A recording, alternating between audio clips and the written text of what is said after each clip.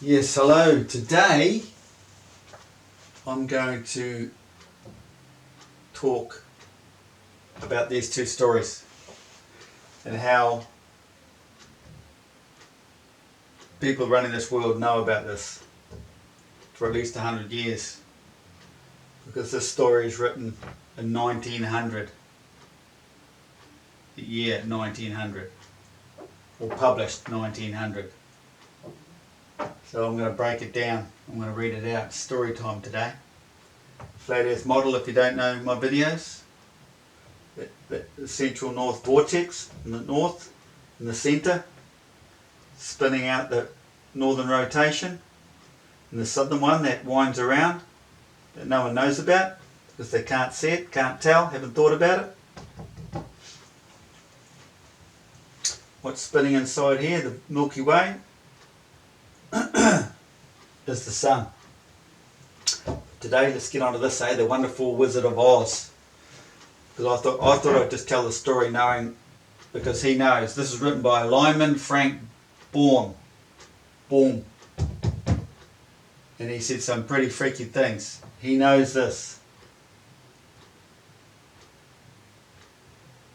So I'm going to go over it. And here we go. So, this is the plot, the story. Dorothy is a young girl who lives with her Aunt Em, Uncle Henry and dog Toto on a farm in Kansas, on Kansas prairie. One day, in Kansas you get a lot of tornadoes. And this is how he came up with the storyline, but it's not really referring to a tornado, it's referring to this magnetic vortex, similar to a tornado, isn't it? Caught up in a cyclone. One day, she and Toto caught up in a cyclone that deposits them and the farmhouse into Munchkins County in the magical land of Oz. He only called it Oz because he was just trying to figure out a name for it one day, and he looked at his filing cabinet and saw the letters, filing cabinets, O to Z, so he called it Oz. The falling house killed the wicked witch of the east, the evil ruler of the Munchkins. The good witch of the north arrives with 3 grateful Munchkins and gives Dorothy the magical silver shoes. See, I was just going to talk about this flat earth design and him knowing about this centre thing here, but it actually goes on describing a man's enlightenment and what actually happens. So I'm going to try and break that down as I go along as well. It's really interesting. So he must have been enlightened to know all this, for this to come to him as well, you see. So the silver shoes representing, could represent the moon. The moon, the sun is all connected with man's enlightenment. The silver shoes that once belonged to the wicked witch. The good witch tells Dorothy that the only way she can return home is to follow the yellow brick road to the Emerald City. So she's fallen out here in the desert, I think they're going to say, called the desert, because it's the physical world we're in. She wants to get back here to this place here. We've all come from here into the physical world. We're all projections. When we die, our spirit goes back, the energy goes back down through here and gets recycled, born again through the moon. Pretty spiritual stuff, not exactly typical flat earth stuff, but allow me to go on. And then we'll see, and ask the great and powerful Wizard of Oz to help her. As Dorothy embarks on her journey, the good witch of the north kisses her on the forehead, giving her her magical protection from harm. What do we know from the Egyptians? They say the snake on the forehead represents protection. Indians have the red dot. It's to do with enlightenment, because it's through there, pineal gland. Once this thing lives up, energy surges to the forehead. So, on her way down the yellow brick road, Dorothy attends a banquet held by munchkins named Bock, The next day she frees a scarecrow from the pole on which he is hanging. It could be in relation to Jesus dying on the cross. Applies oil from a can to the rusted joints. Oil, the anointing oil, the oil that's released from the pituitary glands that mixes with the blood, the red wine, and flows down the system, comes back up and gives you enlightenment. Santos Benassis told you all about that. Rusted joints, and meets a cowardly lion. The lion could represent the lion as the Sphinx. It's all to do with, the zodiac signs, and it's all astrophysics. And the scarecrow wants a brain. The Tin Woodman wants a heart, and the Cowardly Lion wants courage. And these are things you usually get with enlightenment. Boost it. So Dorothy engages them to journey with her and Toto to the Emerald City to ask for help from the wizard. After several adventures, the travellers arrive at the Emerald City and meet the guardian of the gates. They arrived at the pearly gates, maybe, who asks them to wear green-tinted spectacles to keep their eyes from being blinded by the city's brilliance. Coming into the light, seeing the light, as they say. Each one is called to see the wizard. He appears to Dorothy as a giant head, to the scarecrow as a bull of fire, to the Tin Woodman as a lovely lady. So there you have the female, the lovely lady, representing Isis, the female, mother of creation, the silver, the moon, the scarecrow, the fire ball, the sun, because you have the sun as the father, the moon is the mother of creation, and then you have the head, because it all involves the pineal gland then. The magnetism from up there, how it affects the human brain.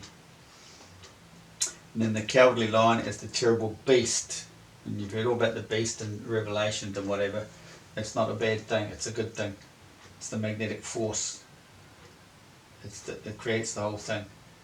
He agrees to help them all if they kill the Wicked Witch of the West.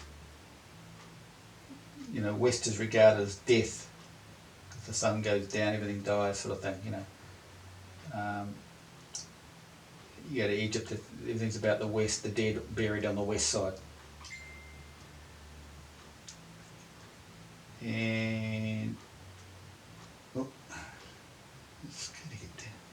Witch of the West, who rules over Winky County, the warns ever managed to defeat the witch. So I missed a bit. The Wicked Witch of the West sees the travellers approaching with her one telescopic eye. Referring to the third eye, is it? She sends a pack of wolves to tear them to pieces, but the Tin Woodman kills them with his axe. She sends wild cows to peck their eyes out, but the scarecrow kills them by breaking their necks. She summons a swarm of black bees to sting them, but they are killed while trying to sting the Tin Woodman, while the scarecrow's straw hides the others. This could be to do with the plagues or something in the religion, Christian story or something, the several things that happened in Egypt there. She sends a dozen of her winky slaves to attack them, but the Cowardly Lion stands firm to repel them. Finally, she used the power of her golden cap to send the winged monkeys to capture Dorothy, Toto and the Cowardly Lion, unstuff the scarecrow and dent the Tin Woodman. Dorothy is forced to become the witch's personal slave while the witch schemes to steal her silver shoes. It's like Dorothy's got the enlightenment and the wicked witch is trying to steal her powers. Use them for evil purposes, like the Freemason, the people around the world now. The witch successfully tricks Dorothy out of one of her silver shoes. Angered, she throws a bucket of water at the witch and is in shock to see her melt away. Winkies rejoice at being freed from her tyranny and help restuff the scarecrow and mend the Tin Woodman. They ask the Tin Woodman to become their ruler, which he agrees to do after helping Dorothy return to Kansas. Kansas. Dorothy finds the witch's golden cap and summons the winged monkeys to carry her and her friends back to the Emerald City. The king, this is the Emerald City in here, you see. You've seen in the movie, it's big, like an ice castle with stars in it. This is what you got here. This is ice and water and stars all in there. All your celestial bodies are in there.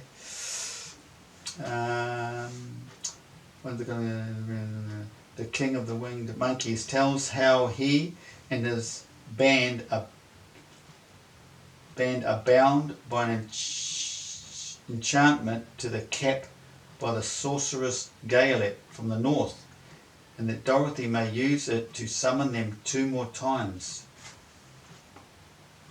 When Dorothy and her friends meet the Wizard of Oz again, Toto tips over a screen in a corner of the throne room that reveals the wizard.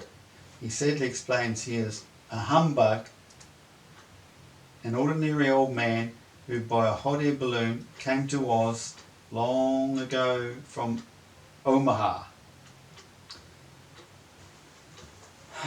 He provides a scarecrow with a head full of bran, pins and needles. Now, enlightenment. There's an interview once, some guy got enlightened and the guy was interviewing him and the guy was saying what happens is it wakes up and it sends all this energy, you feel this energy surging to the forehead. And the interviewer was asking, well, what did it feel like? And he goes, was it like pins and needles? And he goes, yeah, sort of was. And look what he said here. A head full of bran, pins and needles. Bran meaning brains. A lot of brand new brains. Oh, there you go. See, you're woken up. You got more brains. They go on to research everything, these people. The Tin Woodman with a silk heart stuffed with sawdust, and the Cowardly Lion a potion of courage. And this is what you get with this enlightenment. Their faith in his power gives these items of focus for their desires. He decides to take Dorothy and Toto home and then go back to Omaha in his balloon. At the send-off, he appoints a scarecrow to rule in his stead, which he agrees to do after helping Dorothy return to Kansas. Toto chases a kitchen in the crowd and Dorothy goes after him, but the ropes holding the balloon break and the wizard floats away.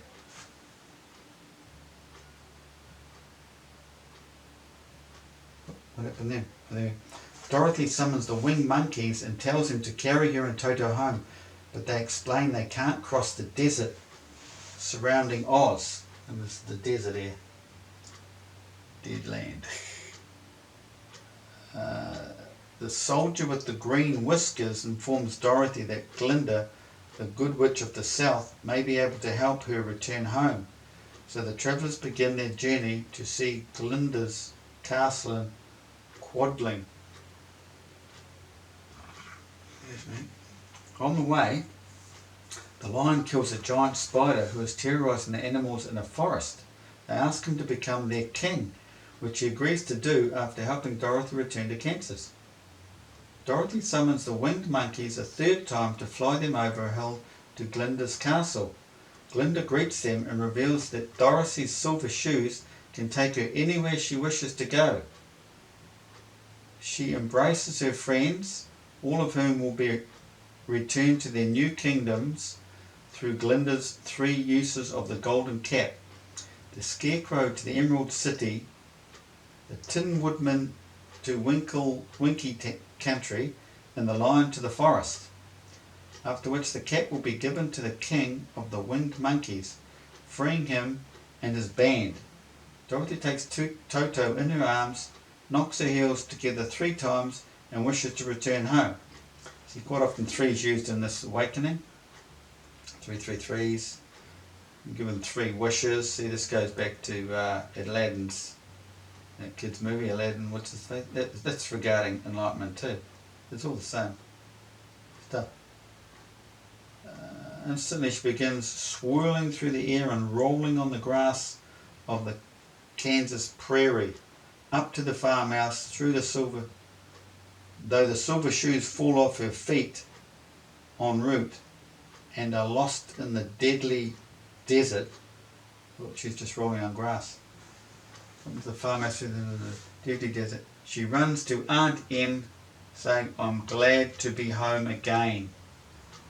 It's back here. It's about leaving this. We come from here into the physical world and return to here.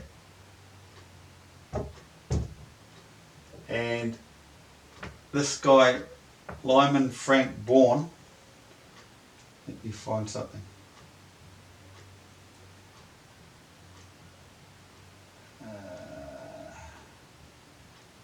In 1957. No, that's not it. I've got so much junk here. Now, on May the 5th, 1919, Baum suffered a stroke. The following day, he slipped into a coma, but briefly awoke and spoke his last words to his wife. "Now we can cross the shifting sands." And then he died. Because this is what this is. Inside this vortex is shifting sand. Those stars we see, the background stars, are just sand. Magnified. Everything is magnified out here from the sun. Or this plasma or whatever it is in here. It's all magnification. Our eyes act as like a second lens in a telescope or something. We see everything from a telescopic point of view. And there's other information, but it was a few days ago and I've forgotten what it was all about. But he knows, and it's through his enlightenment.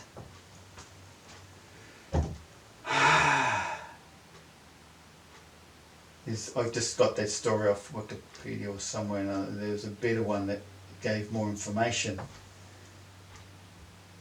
But what have we got here? The predominant theme of Wizard of Oz is self-sufficiency. The Scarecrow, Tin Woodman and the Cowardly Lion all seek external magic to give them qualities they already possess but fail to recognise. This is man in the physical world. We have it all here, but we've all failed to recognise it. There's a spiritual awakening waiting for you. Right through religion it says it's there for every man.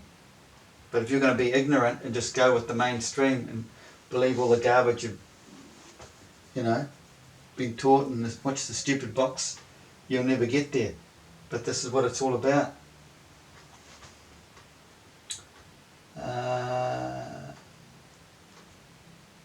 Okay, so yeah, that's about it then. So check out the ice sculpture. You see the stars in it and that. That's what that represents. So I'll just finish this video and go on to the next one, Jack and the Beanstalk. That's quite interesting too. But look up Lyman Frank Baum and read up about him. You'll know, he knew way back in 1900. So do you know it secretly, and the people in the know running the place now didn't know? I'm pretty sure they'd know. The Illuminati, the illuminated ones. See you later.